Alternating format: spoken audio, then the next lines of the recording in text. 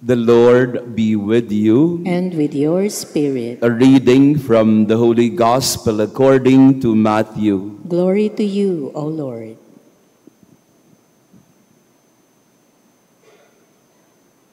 Jesus said to his disciples, "Not everyone who says to me, 'Lord, Lord,' will enter the kingdom of heaven, but only the one who does the will of my Father in heaven. Everyone who listens to these words of mine and acts on them will be like a wise man who built his house on rock. The rain fell, the floods came, and the winds blew and buffeted the house, but it did not collapse. It had been set solidly on rock. And everyone who listens to these words of mine but does not act on them will be like a fool who built his house on sand. The rain fell, the floods came, and the winds blew and buffeted the house, and it collapsed and was completely ruined." The Gospel of the Lord. Praise to you, Lord Jesus Christ. Please be seated. Praise be Jesus Christ. Now and forever. Magandang umaga po. Pakibati din ng good morning ang ating mga kasama ngayong umaga. Beautiful Thursday. To our online parishioners, thank you for praying with us today. We are on Thursday of the first week of Advent. And as I have mentioned a few days ago, to understand Advent, we have to see the connection and relationship between the first reading and the Gospel. The first reading is the prophecy, usually from Isaiah, and the Gospel is the fulfillment of the prophecy. In the first reading today, we are given the image of a strong city. A strong city have we. We have walls and ramparts to protect the city. But for the city to be strong, Isaiah says, we have to open up the gates to let in a nation that is just, one that keeps faith. We stay with that imagery, a strong city fortified by walls, but to make it strong, you have to open the gate. Parang hindi yata tugma. Kung gusto mong maging matatag ang syudad, lalo pa yung kanyang mga nakakapalibot sa kanya, kailangan mo isara ang pintuan. Pero ang sabi ni Isaiah, for the city to be strong, it has to open itself all the time. Nagbabadya na parang sinasabi ni Isaiah na kasi para dumating ang grasya. Hindi magiging malakas ang loob pag nanatili siyang sarado. Para lumakas ang loob, kailangan mo siyang buksan para may pumasok. At yun ang binibigay din sa atin ni Jesus na talinhaga sa Ebanghelyo in the Gospel of Matthew. He gives us a strong house.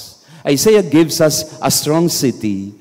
Jesus gives us a strong house. Paano daw magiging matatag ang bahay ng isang tao?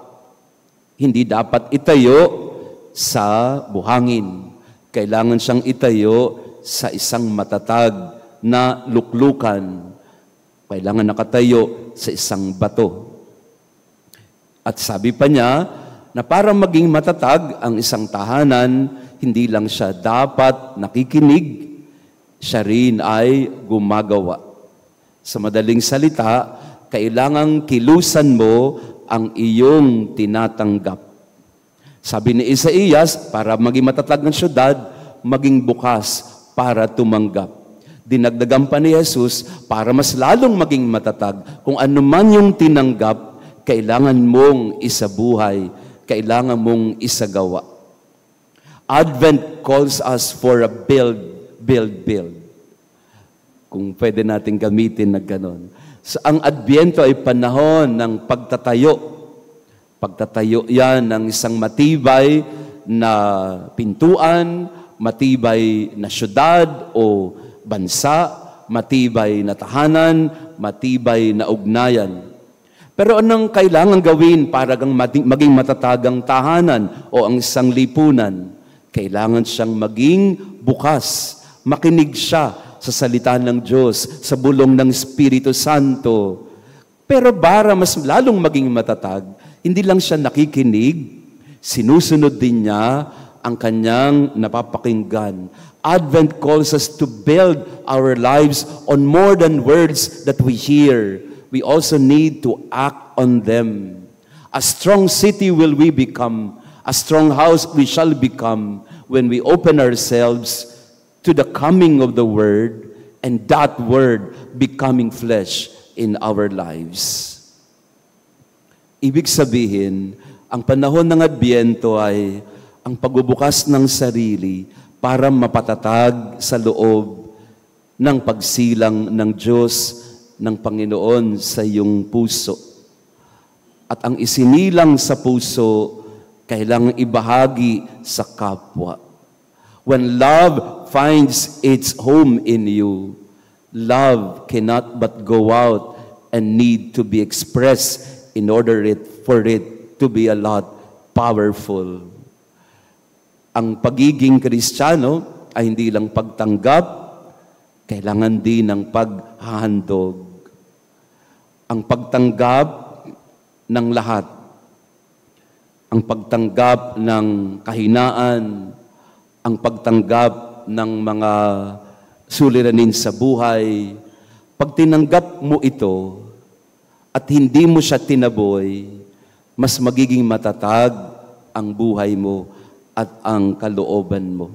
Once we open ourselves, once we open the gates of our lives to the inbreaking of the grace of God, but we have also to be ready that when we open the gate, we will also receive other things besides.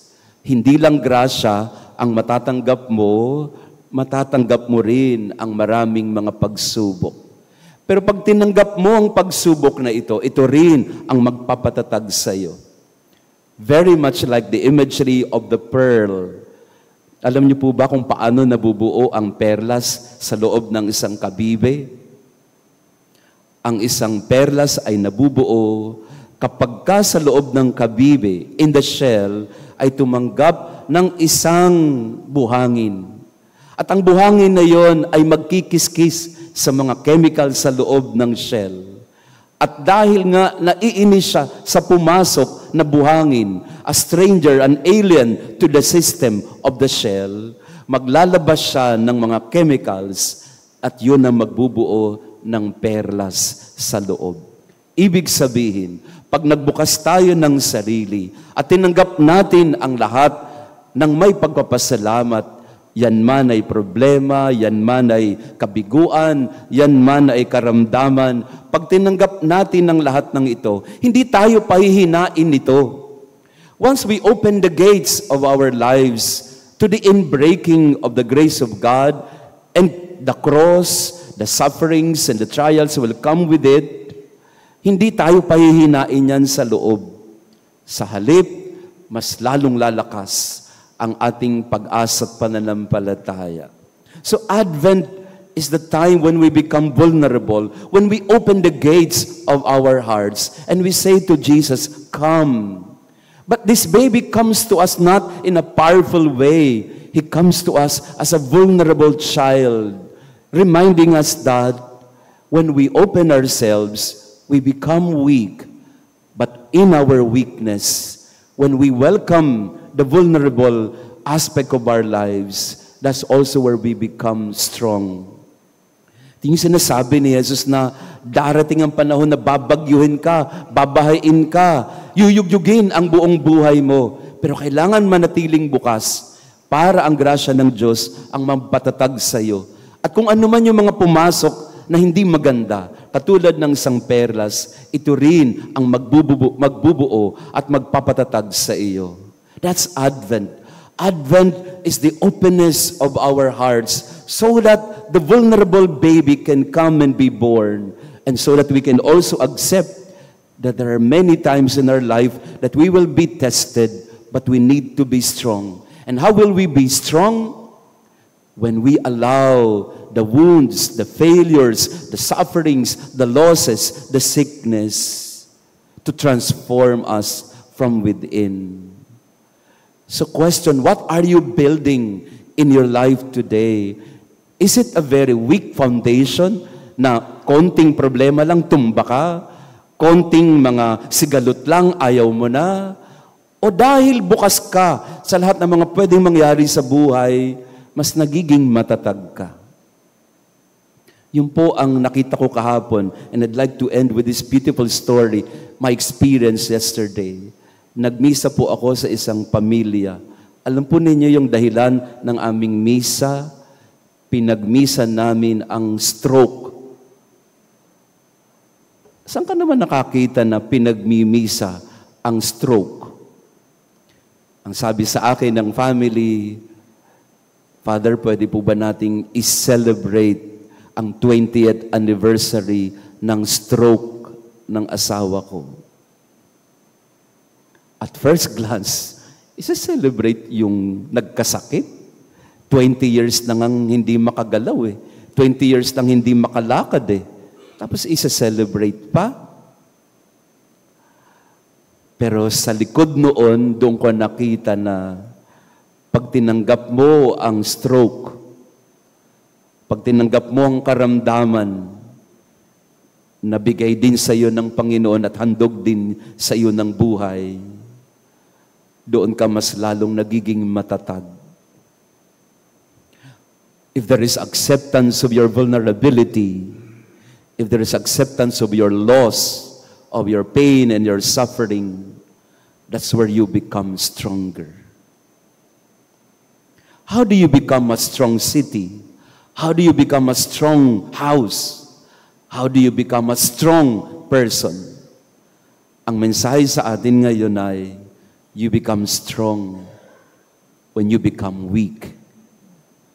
When you accept the baby, helpless child, He will give you the strength.